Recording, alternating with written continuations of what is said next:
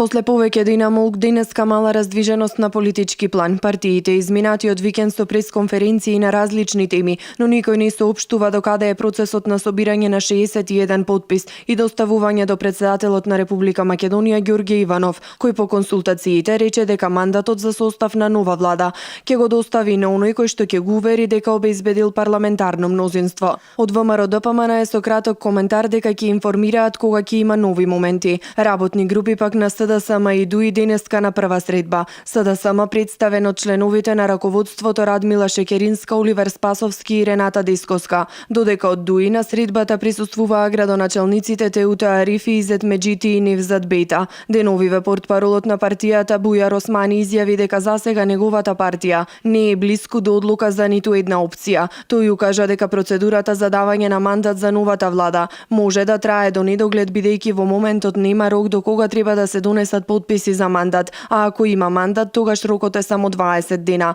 Еврокомесарот за преговори за проширување на Европската Унија Јоханес Хан пак во четврток доаѓа во Република Македонија, во време кога во земјава се водат разговори за формирање на влада по парламентарните избори на 11 декември минатата година. По објавата дека Хан доаѓа во Скопје, се поинтензивни се коментарите дека првиот човек за проширување на Европската Унија можно е да се обиде да помогне во овој дел. Имено од канцеларијата на Хан потврдија дека еврокомесарот ќе биде во Скопје на 9 овој месец за да учествува на министерскиот состанок посветен на енергетиката во рамки на процесот 6 западно-балкански држави, а на маргините на овој состанок тој ќе има билатерални средби со сите засегнати страни во земјата, соопштија денеска од кабинетот на Хан.